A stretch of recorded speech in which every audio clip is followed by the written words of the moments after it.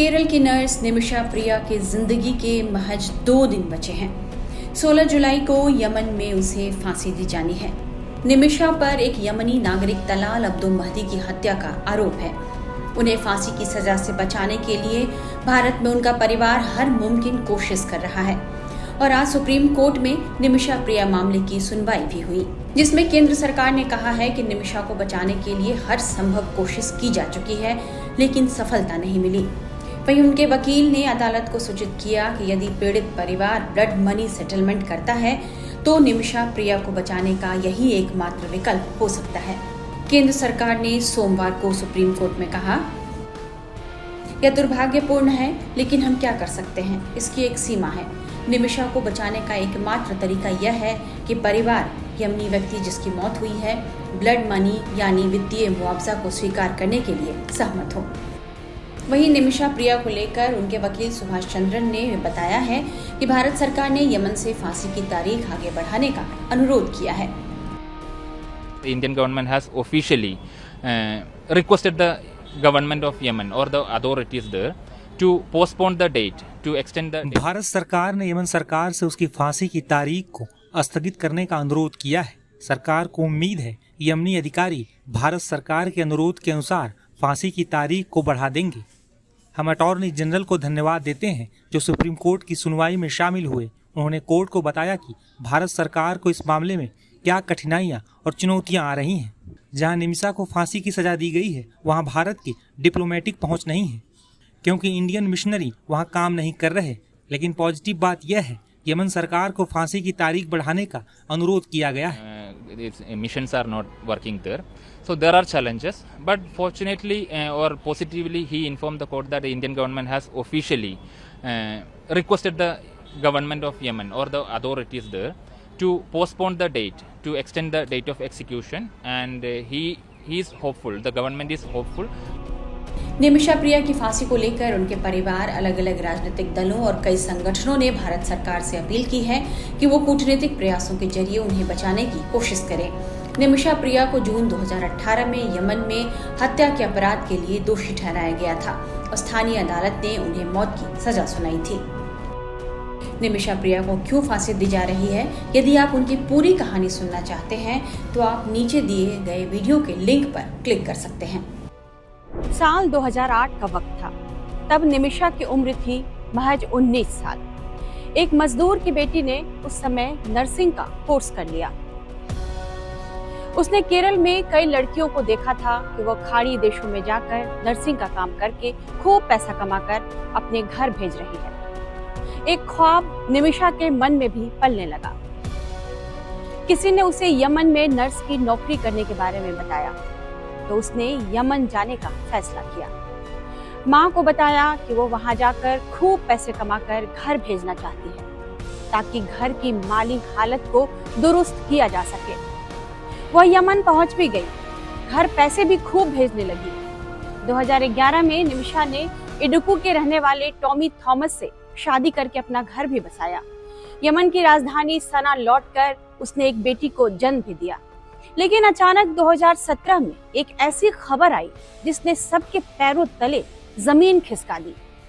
आरोप लगे कि निमिषा प्रिया ने अपने पार्टनर एक यमनी नागरिक तलाल अब्दुल महदी की हत्या कर दी है।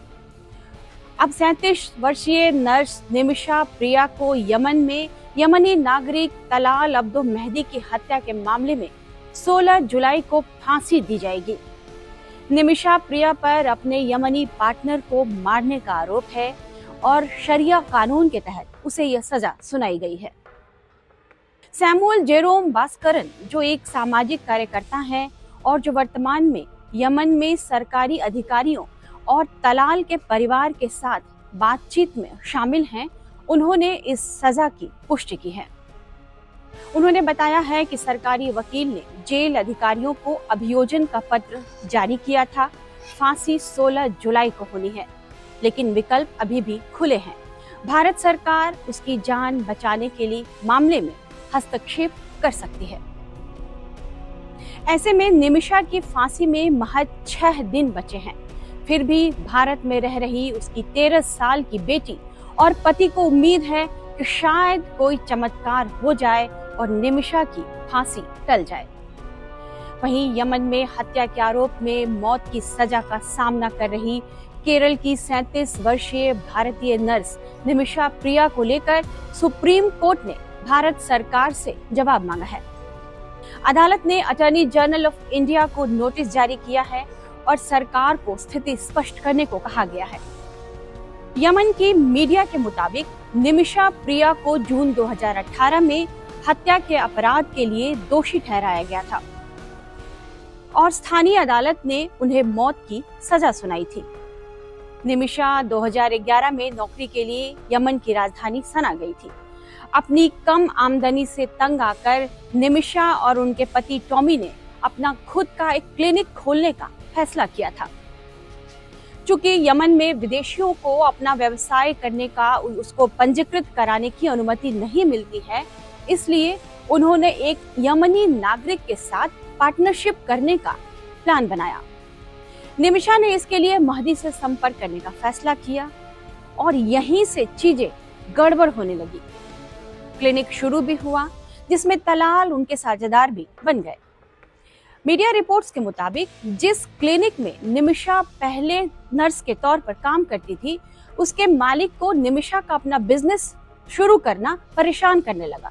यह बात उन्हें खलने लगी, इसलिए निमिषा को एक स्वामित्व समझौते पर हस्ताक्षर करने के लिए मजबूर किया गया, जहां मालिक के पास 33% शेयर थे और मेहदी जो उसका पार्टनर था उसके पास 67% शेयर थे।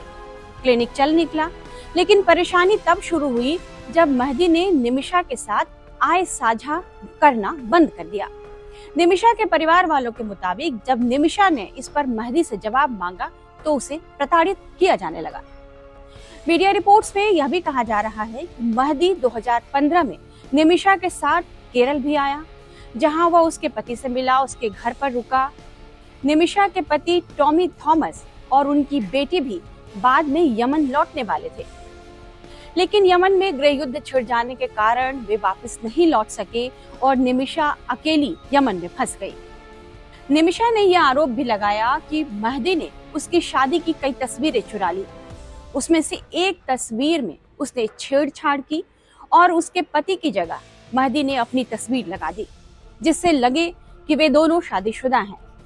मेहदी ने कथित तौर पर अपने परिवार और क्लिनिक के कर्मचारियों को यह बताना शुरू कर दिया कि जब वे केरल में थे तब उन्होंने निमिषा से शादी कर ली।